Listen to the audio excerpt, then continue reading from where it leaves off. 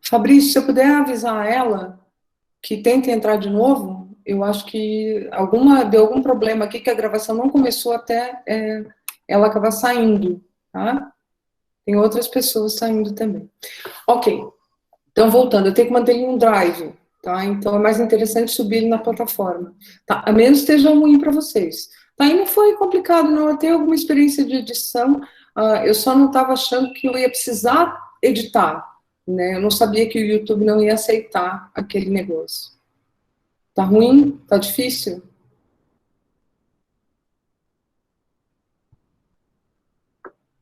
Tá, aqui também não tá muito boa, não. Tá? Qualquer coisa, vocês me acionem aqui, eu tô com o celular do lado, tá? Qualquer coisa, me avisem. De qualquer forma, esse conteúdo eu vou subir ele no canal depois para vocês poderem ver, tá? Tá chovendo. Então, pois é. Eu tenho esse problema com meus alunos de PG também. Então, vamos lá. Eu vou começar a apresentar a tela. A partir do momento que eu apresento a tela, eu já não vejo o chat, tá?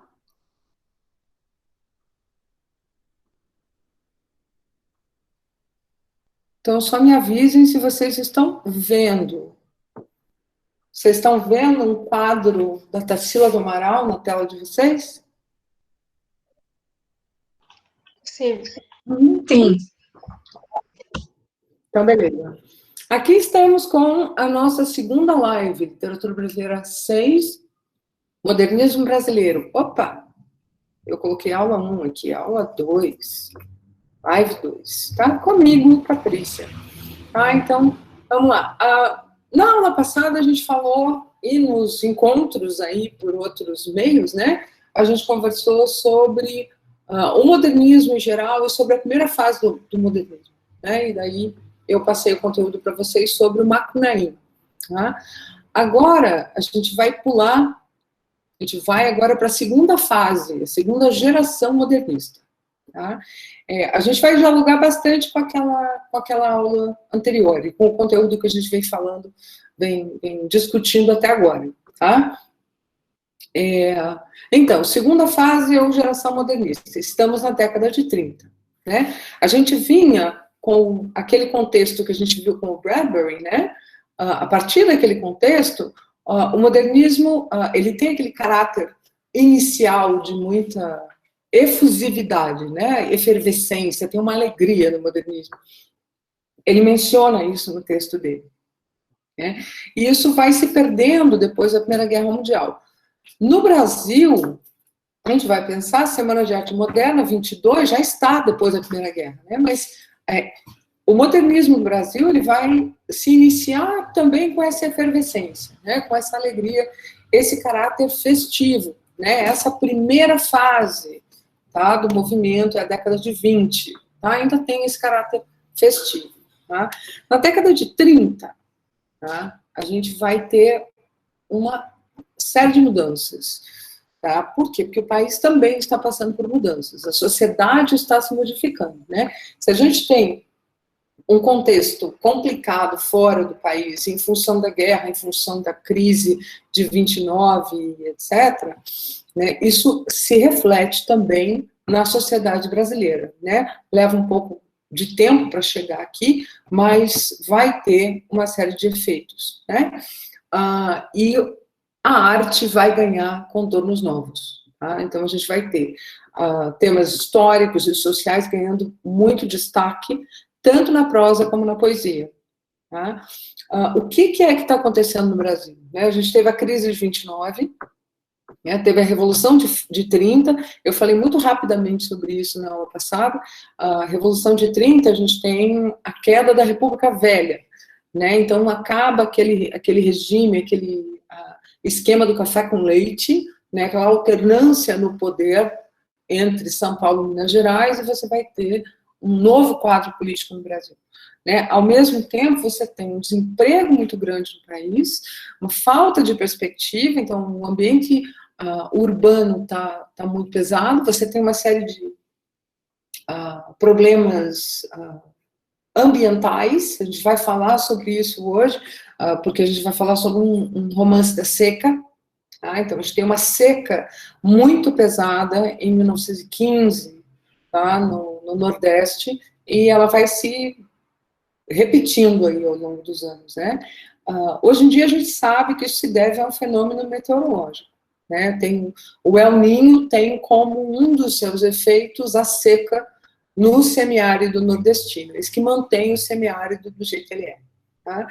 E a seca ali é uma coisa recorrente, né? Mas isso tem uma série de consequências sociais, né? E uma das consequências que vai ter aqui no começo do século XX são os retirantes, né? Pessoas indo em direção a centros urbanos, aumentando o número de pessoas nesses centros urbanos e uma grande falta de lugar para essas pessoas, né? No mercado de trabalho, lugar para elas estarem, né? Então a coisa vai ficando muito, muito complicada, né? E os artistas percebem isso, né? Se a gente olha para esse quadro aqui da Tarsila do Amaral, é um quadro de 1933, eles chamam Os Operários, né?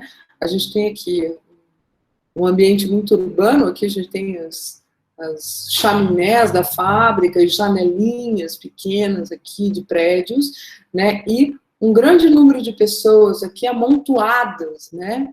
Elas, são muitos rostos de muitas origens, a gente tem pessoas de várias cores, de várias nacionalidades. Eu vou até tirar isso aqui da frente para vocês verem um pouco melhor, que a gente tem pessoas brancas, pessoas negras, pessoas asiáticas, de origem oriental, né?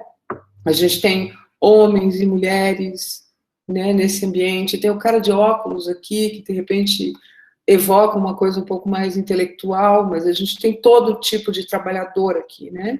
São operários, né, no Brasil.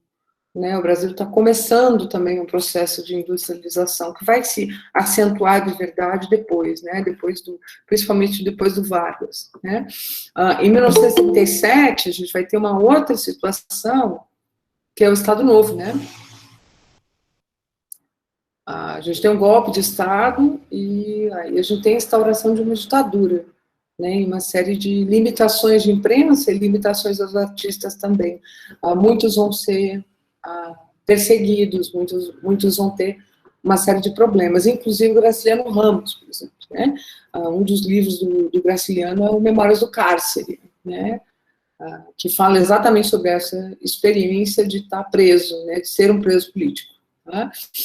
A gente fala do Graciliano daí na próxima semana, tá? A gente vai falar do Vidas Secas.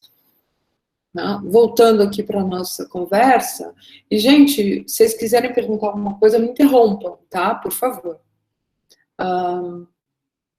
Beleza, então a gente tem esse contexto acontecendo, né? E a arte vai refletir isso também, né? As coisas vão mudar um pouco, né? Coisas que a gente precisa pensar a respeito disso, né? Em função desse contexto histórico-social, a gente tem um direcionamento temático para questões sociais presentes na sociedade brasileira. Então, isso vai começar a aparecer nas obras, né? No entanto, isso não é uma coisa programática, né? Não é, agora nós precisamos colocar a política ou a economia ou as questões sociais dentro da nossa literatura. Não. Isso é uma coisa que emerge da obra dos artistas. Tá? Isso não é ser panfletário. O que é ser panfletário? É você pegar e escrever uma obra literária com o objetivo de divulgar uma determinada ideologia, por exemplo. Né? Ou você fazer um apelo a determinadas coisas. Né? E não é isso que acontece. Tá? Se há esse caráter social intenso nessas obras da segunda fase, a literatura não serve a um propósito de denúncia. Tá? Ela até denuncia, na verdade, ela evidencia uma série de coisas. Tá? Mas a arte, o objetivo da arte não é esse. Né? A função da arte não é essa. Né? Não é a de promover isso. Né? Na real, se a gente pensar, e aí vários teóricos vão falar sobre isso, a arte não serve para nada. E isso não é ruim. Tá? Pensem a respeito disso. Tá? Aí eu vou trazer aqui para vocês uma figura que é um filósofo alemão chamado Theodor Adorno. tá? Eu estou usando aqui um livro, um texto dele, que é a Teoria Estética, tá? Essa referência que eu coloco aqui, de 1988, ele vai dizer o seguinte, que a obra de arte, ela revela as contradições e as tensões de uma sociedade, não apenas pelos temas que ela aborda, mas também pela forma e estrutura, tá? Literatura além de tema, ela é forma, seja poema, seja prosa, ela é forma, né? Eu posso escrever um texto sobre a seca, que é um texto informativo. Não posso. Eu posso escrever um texto sobre a seca, que é um texto jornalístico, se eu quiser. Isso significa que não são textos literários. Né? A literatura é diferente. Por que ela é diferente? Porque ela trabalha com a língua, com a linguagem, de uma maneira diferente. Tá? O Roman Jakobson vai dizer que literatura é violência contra a linguagem. É tirar a linguagem do seu estado comum, né? E colocá-la num outro estado, um estado diferente, né? Então, a literatura vai, na forma também, evidenciar as contradições sociais e assim emergem os temas sociais em um texto literário. Tá? As palavras e os artifícios que o autor emprega refletem as tensões que ele busca evidenciar no seu texto, as tensões sociais. Tá? Quando eu digo palavras, estou falando do uso da linguagem, estou falando a maneira como ele escolhe colocar essas palavras ali. Quais as palavras que ele escolhe? Né? De que maneira ele está colocando essas palavras ali? Né? Quais os artifícios literários que ele vai usar, né? E por artifícios, entendam como artificial. É algo que foi criado com um objetivo, tá? A forma na literatura sempre tem um objetivo. Tudo bem até aqui? Tudo? Beleza. Tá? Então, nada é por acaso, nenhuma vírgula é por acaso.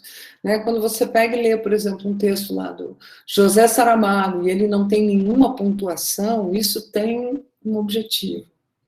Né? E a gente vai ver como certas coisas têm um objetivo muito claro nos textos que a gente vai olhar hoje. Tá? Aqui eu tenho alguns exemplos disso. Assim como a riqueza cultural de Macunaíma e a escolha que o Mário de Andrade faz de representar a trajetória do herói ambivalente, o herói sem caráter, apontam para o processo de construção de uma identidade, né, de uma voz literária e de uma identidade brasileira. Né? Lembram? Se vocês ouviram os meus áudios, eu falei, ele pega uma estrutura da epopeia, praticamente, né? E vai colocar o Macunaíma, um herói que ele chama de sem caráter no meio disso, né? Para que pegar isso e para que pegar uma forma tradicional e unir com esse herói tão fora do comum, tão fora da tradição, né? Para indicar que é algo que está em formação, né? Para indicar que existe um diálogo entre o passado e o presente, né?